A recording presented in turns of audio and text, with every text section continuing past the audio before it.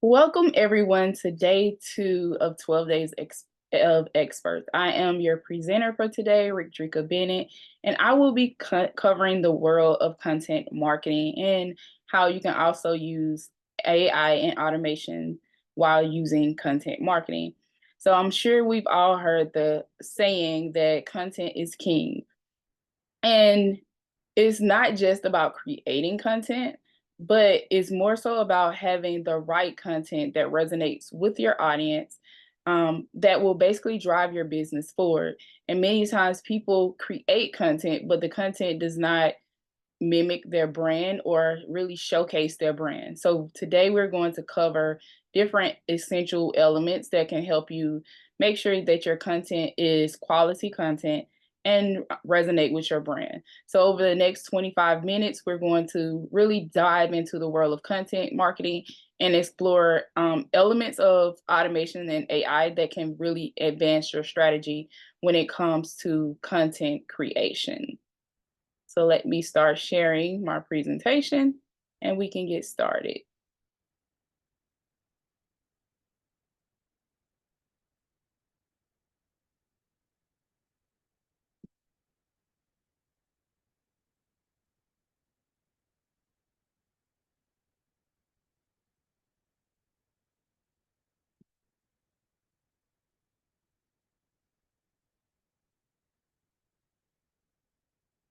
Okay.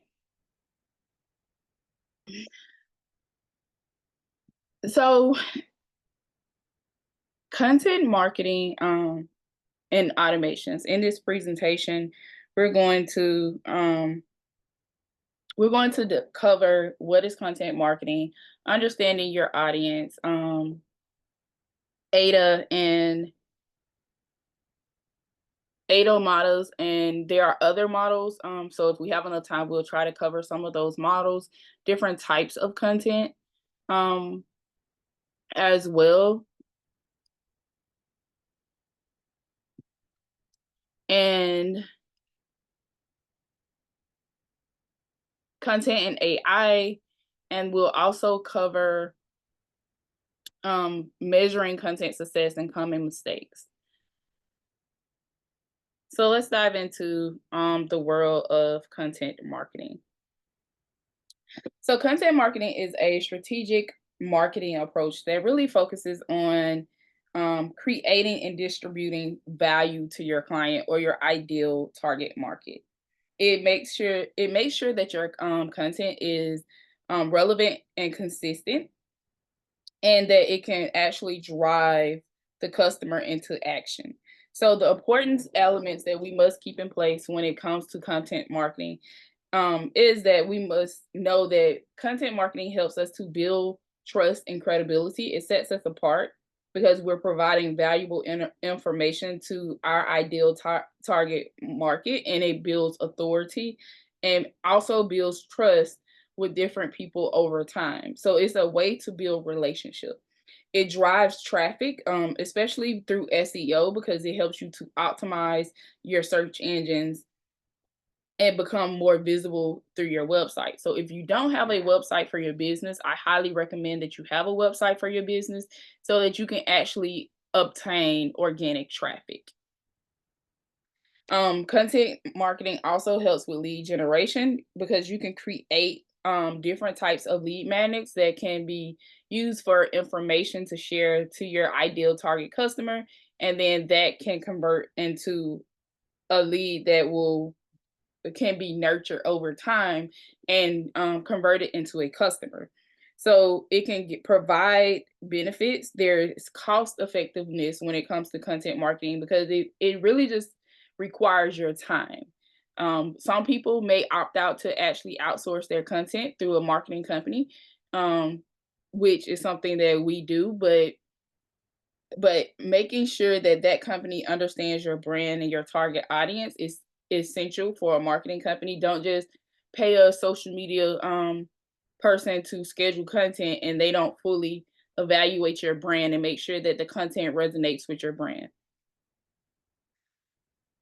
And content marketing is for long-term results. Content marketing you will not see overnight results when it comes to content marketing, unless you may sporadically every now and then some stuff goes viral because of trends, but typically it's for the long term, but it grows your business over time. So um let's talk about target audience. So we know the how or the why content marketing is essential, but we also need to understand the who when it comes to content marketing. And basically, understanding your target audience is the cornerstone to effective content marketing. That's who they are, what they need, what keeps them up at night, what things they're struggling with. They're being able to answer different questions about your target audience is essential. You don't need a surface buyer persona when it comes to your target audience for content creation, because what ends up happening is basically if you only go off of age and gender, you're not really identifying a target market. You're just looking at a segment or some factors of segmentation. So a great way of identifying a buyer persona, for example, would be saying we have a person named Jane Ellis. She's in Dallas, Texas. She's a mother of two. She struggles to have time to spend with her kids, but she also wants to start a business, and she doesn't know where to start. So those are things she's struggling with. So she's needing help with time and she's needing guidance. So those are pain points that you will really pursue in your buyer persona when you're presenting your content to that target audience, because there may be many mothers who can really resonate with that kind of information. So when we're looking at your target market, one, I highly recommend that you conduct audience research. Do the market research. Knowing their preferences, pain points, and their behaviors is essential. Knowing their way of life is essential so that you can make sure that you're tailoring your content to them. And then when I say do the research, market research should be the foundation of every business. If you have started a business without doing research, you're going to bottleneck yourself. So market research is the process of going through gathering, analyzing, and really looking at information that's on the market about customers within the niche that you're trying to engage for your company or your business. So that's knowing who your competitors are, whether they're large competitors or local competitors. That's knowing information about products or what products people are flocking to, what products people are not really engaging, what services people are flocking to, what services people are not engaging. It means identifying the needs and the opportunities that customers have. So this this helps you really to shape your product or service. When you do the research, you're able to shape it where it's a need for that customer or that buyer persona. So if you create a product without the market research and then you wonder why your product is not selling, it's because it's not presenting a need to a specific client or customer. So doing the research and knowing what people are struggling with is essential when you're trying to sell a product or service. And that's why it's important to do the market research. It's important to do market research also because of understanding market trends. Trend marketing is always changing. There are always new trends. You may find weekly trends or monthly trends or annually trends, but trends are always changing. For example, I know last year the trend started with the green screen background on Instagram and TikTok, and it's still somewhat effective to use. But because of that trend, many people were able to boost up their algorithm on those social platforms so that more people can actually see their content. So being willing to know and set time aside to analyze those trends And also using market research if you're going to release a new product to get feedback on that product before actually releasing it for sale so that you can alter it to make sure that it resonates with your target market. And when it comes to market research can be quantitative and qualitative or a mix of both.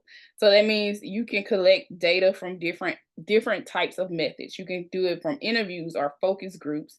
You can gain insights from opinions, how people engage things. You can do it through surveys and polls as well. So it just really depends on your approach to how you want your feedback or what type of feedback is going to be more effective for your business or your company. So now that we understand that market research is an essential tool for understanding our target market, let's dive into um how to create or shape our content. So when it comes to creating and shaping content, one of the go-to modes that I use when it comes to content creation is AIDA, which is attention, interest, desire, and action. Having all three of these elements in your piece of content is very essential when it comes to content marketing. So when I say attention is really grabbing the audience attention with a strong hook or headline. Your interest is keeping them engaged with relevant content or interests that really kind of meet or highlight their needs. Desire shows why your product or service is a solution. And then action is encouraging them to take the next step.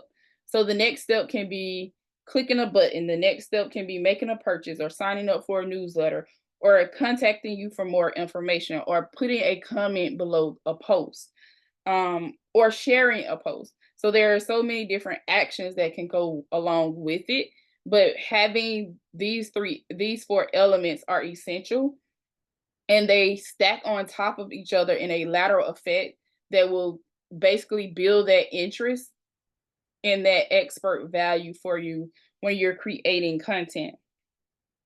So when it comes to this, I am going to show you 4 quick examples of how you can use it in as an element of content.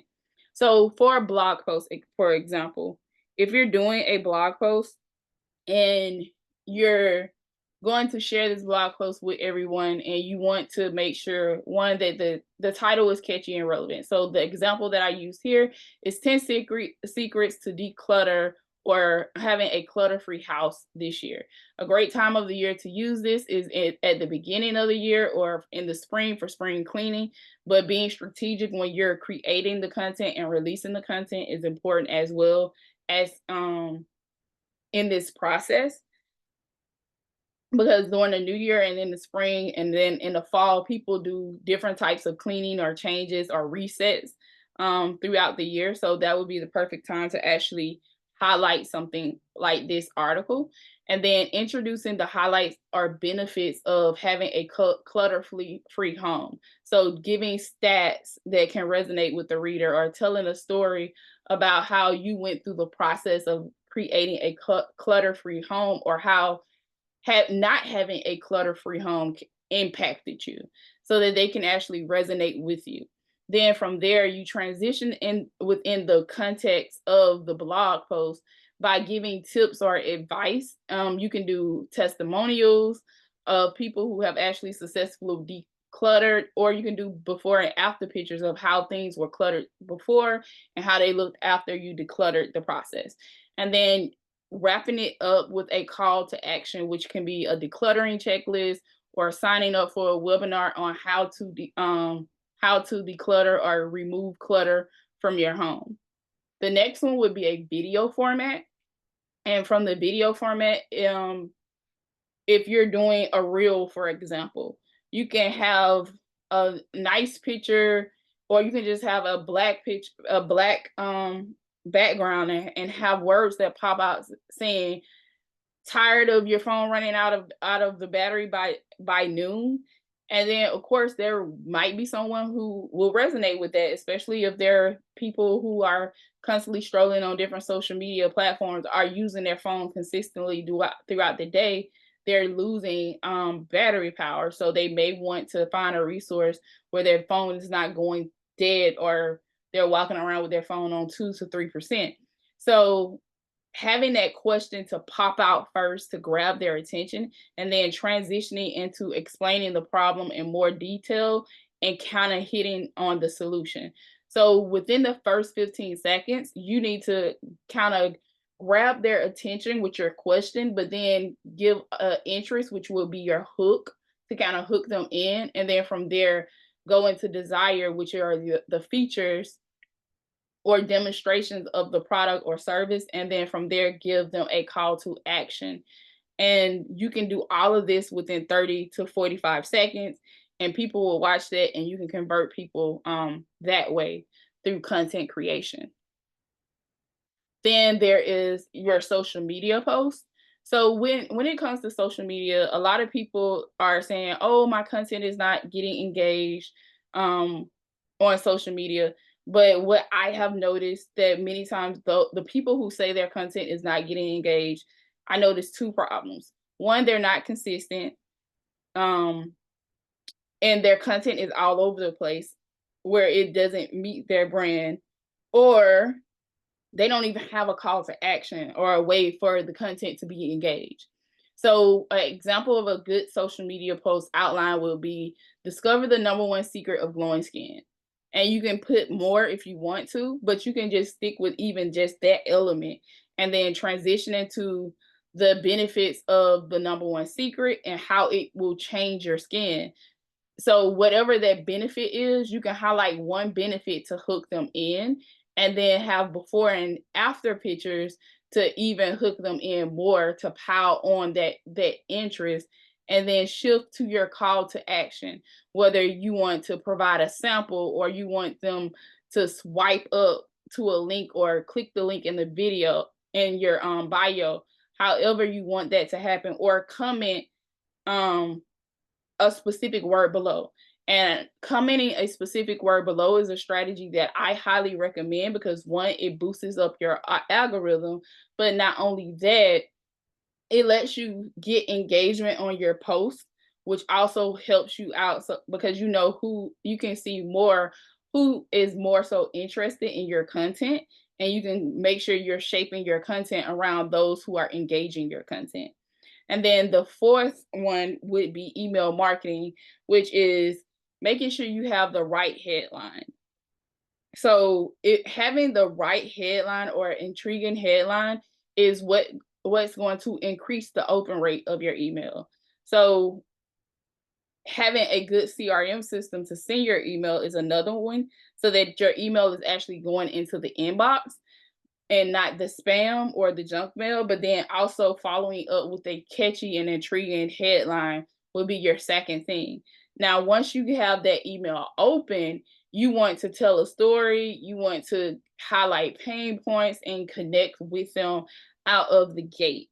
Don't be pushy trying to sell them straight out of the gate, but tell a story or build a connection coming straight out of the gate. And then from there, include like features, testimonials, and then wrap it up with a call to action. Every email should have a call to action, whether it's reply, you're clicking a button, or you're going to a different link.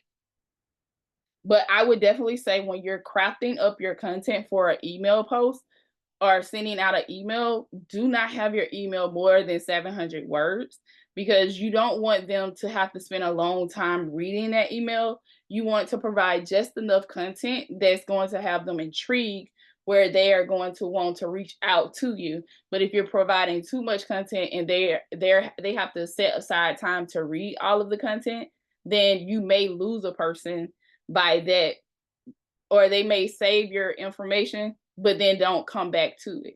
Which is why, even with content marketing, if you're doing an email campaign, you should make sure you have your email campaign built out, so that you're following up and constantly in front of people. You should literally sit out when it comes to content creation and create you a content calendar, which will be very beneficial to you. I'll hint on that a little later, but content calendars are important when it comes to content marketing.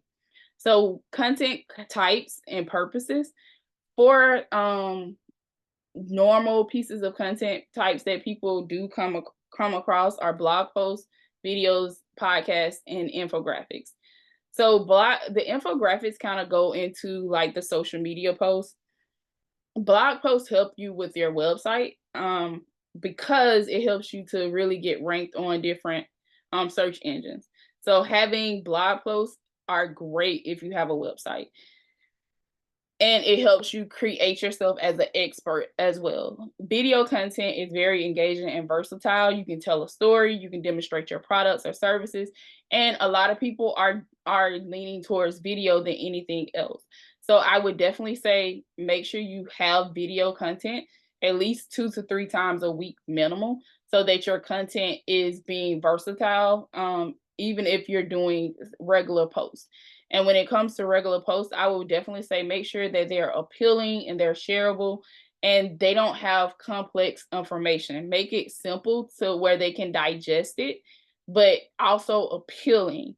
One way you can do that is kind of do like a carousel post where you have a hook or something that stands out at first that will basically get the attention, and from there tell your story through the next 7 posts, and then your calls to action on your 10th post for that carousel.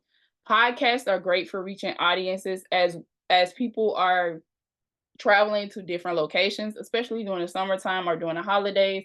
When they're traveling, people look for stuff to listen to, and podcasts are a great way to kind of reach that audience and grow your audience even more.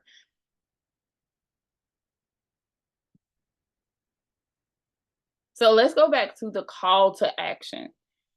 When it comes to your content and creating content, regardless of what type of content you create, you should always have a call to action.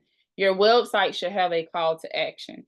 Your landing pages should have a call to action. Your blog posts, your social media posts, everything should have a call to action, and everything should have a specific purpose behind it. We're not creating content just to create content, but you're creating content to have a purpose. So you should literally sit and kind of make you a content schedule so that you can be consistent. Whether you're doing a content schedule for the week, for the month, or for 90 days. I prefer having a 90-day content schedule because it lets me look at my long-term plan. But if you don't have time to do a 90-day content schedule, you can do it weekly and set aside time every Sunday to kind of plan out what you will be posting regularly so that things are consistent enough, and you're maintaining your engagement for your audience. I would also say quality over quantity is the best practice, making sure that you have well researched the content and provided real solutions for your audience's problem, and making sure that the content is valuable. You don't want to just provide them something that they can find on Google, but you want to make sure that it resonates with them.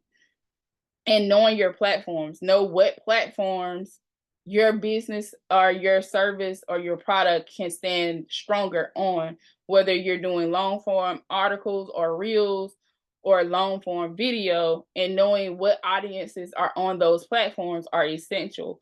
SEO is another thing, using keywords within your content. If you're doing blogs, or using keywords in your alt text when you're posting social media content, or keywords for your hashtags.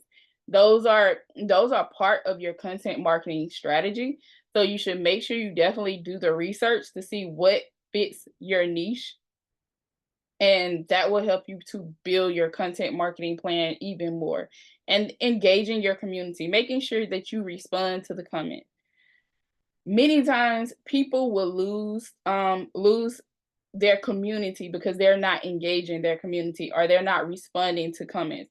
So even if it's on your business profile somewhere, you need to make sure that you're responding to the comments that are there, and encouraging people to share and become that raving fan for your business, because referrals can build a business very fast if you're putting out good content, engaging, and building relationships.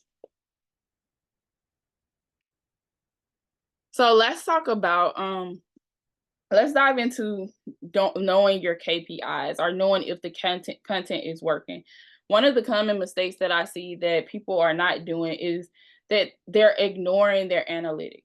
They're not looking at how their content is performing, or they don't understand how their content is working. And making sure you're setting time aside to look at your analytics weekly, monthly, and quarterly are essential, because in doing so, you're able to know whether or not your audience prefers you to do reels, a long form video, if they prefer blogs, if they prefer emails, but you will know what your audience prefers based off of their engagement. For emails, for example, you can look at the KPIs of how many emails got delivered, how many emails got opened, how many emails got clicked. For social media, you can look at how many people actually engaged the content via comments, how many people liked the content, how many people shared the content. Those are KPIs that you definitely should be looking at when it comes to it. And if from a video perspective, how many people looked at your content for 15 seconds, how many people looked at your content for 30 seconds, or how many people looked at it for a minute or more. So having that kind of guideline can let you know whether or not your strategy is working, or if there are certain things that need to be tweaked in your strategy. Another mistake that people are doing is that they're not being consistent. Being consistent is everything when it comes to content marketing, because you're doing organic marketing. You're not doing ads. An element of content marketing is SEM, where you're doing content marketing around ads or paid advertisement. But I will always tell you to start out organically before you go out paying ads. Another common mistake is basically neglecting your visuals. You need to have visuals in the digital world or in digital marketing overall. Ensuring that your content is visually appealing and optimized is important. Don't just use random stock photos that does not relate to your business, and don't use blurred images where they are low definition. You definitely want a crisp, high definition image when it comes to promoting your content. And then avoiding the hard sell.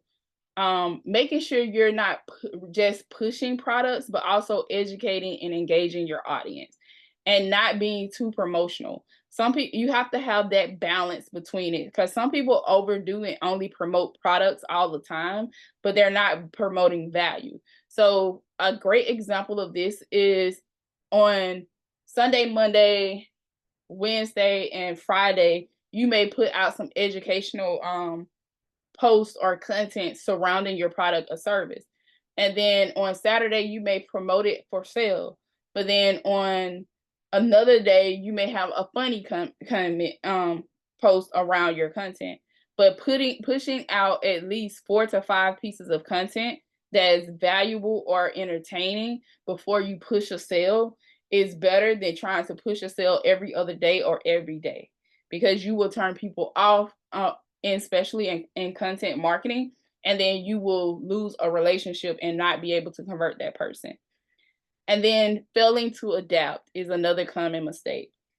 With the digital marketing space always changing, not staying up on the trends or adapting your strategy when it's needed.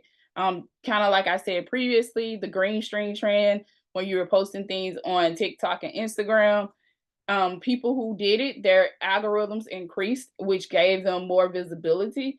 And when you're not using the new features that comes out with those different platforms, you basically hurt your company, and you reduce being seen by a lot of different people who are already on those platforms.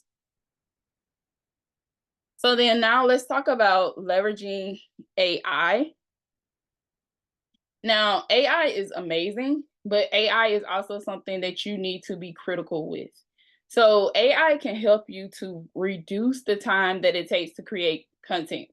And you don't have to pay for a copywriter to really create your content or anything like that. So when it comes to AI can help you generate your content ideas, help you formulate drafts, help you create visual elements, and save time and resources because you're not having to pay as much for content creation. But you also have to be careful around that as well because you have to make sure you're validating the information and verifying it and checking the information that is produced by AI because AI can be outdated or provide outdated information, or it can provide you fictional information where it crafts up a story for you that is not 100% correct. So, but even with that, if you go through the process of verifying once you have your drafts and things, you can use AI to enhance your personalization to your leads or your potential customers and make everything tailor made to that person, which will increase engagement and make things more relevant. You can also optimize your SEO by having AI to find or suggest keywords that are being used from like Answer the Public and in Quora or different platforms on your search engines. And you can also use AI to kind of help you find various resources to keep your audience informed. So AI can help in a lot of ways, but then if you add AI with automations and content creation, then you have a winning combination. And I say this because if you have a good CRM system that you can do multiple things on one platform, that's going to be key. So you would definitely want to have a CRM system to help you through your process. Your CRM system will help you with one, having your leads and your clients, two, create your level of automations, whether it's booking appointments and having a workflow to follow from the booking those appointments, scheduling out your social media, scheduling out email campaigns, having landing pages. You would definitely want a multi-purpose CRM. So I would definitely say do the research.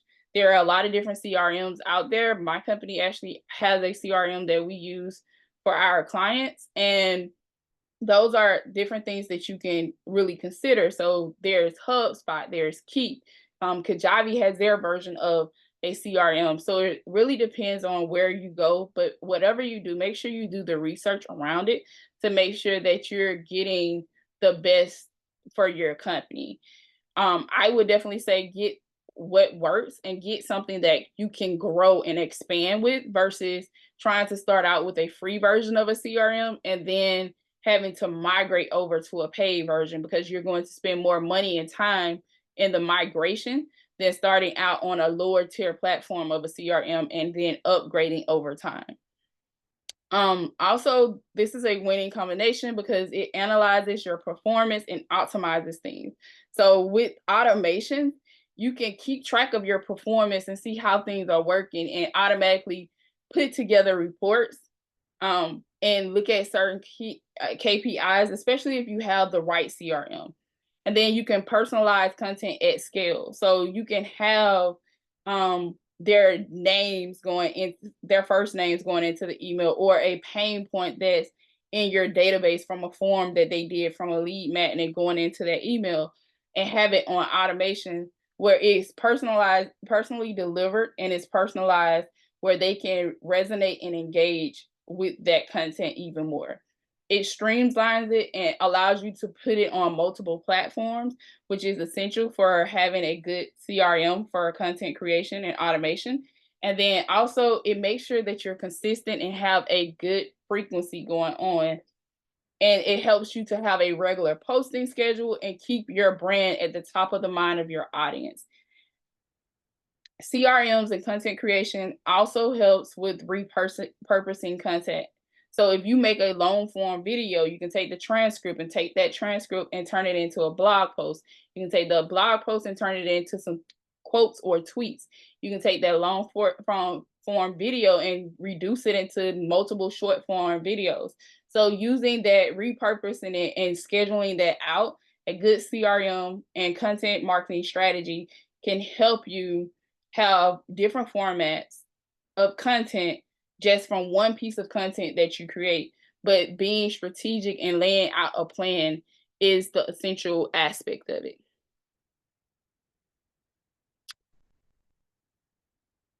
Okay. Questions.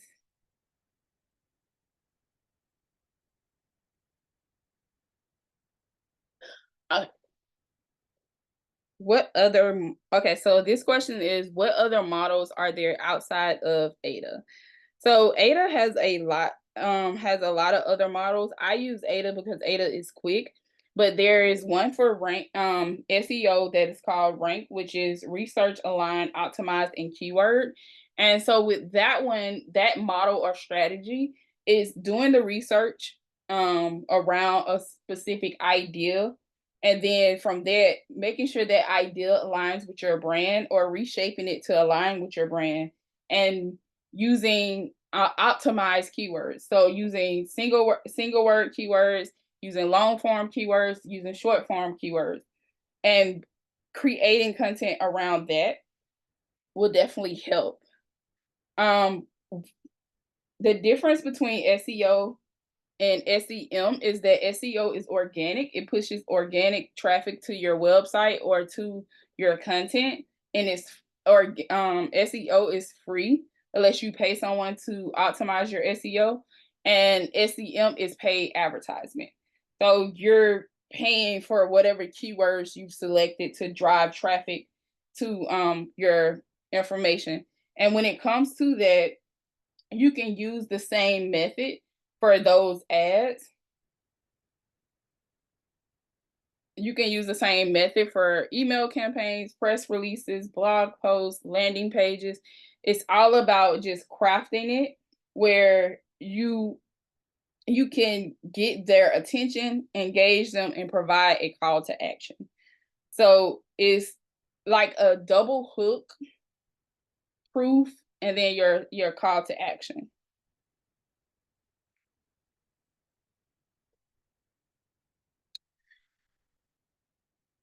So when it comes to a CRM, I would definitely say do the research. There are a lot of different CRMs out there. It really depends on what your business need and what your long-term goals are for your business when you're looking into a CRM. And I would definitely say you would want a CRM that has multiple functions versus having to piece together or integrate multiple softwares together over time, because when you have to integrate multiple softwares together over time to create your automations, when one software updates, then the other software can may not be updated, and it can create issues in your automation flow. So definitely make sure you do the research about that. Now, if you have any other questions, you can reach me at nextambit.com. You can also email my admins at admin@nextambit.com. Um, I have two offers for you guys for today. The first one is a free audit. So if you email admin and have request the audit, we will basically look at your social media content and let you know what things can be approved so that you can get more organic traffic. Um, and then our offer is if you want an all-in-one CRM, you email admin at NextAmbit and you request the CRM, we can provide you a discounted CRM for $125 a month. And with that CRM, you're able to do landing pages, you're able to do automations, you're able to schedule your social media, you're able to do email campaigns and newsletters. You have a business calendar as well. You can do courses as well through the CRM.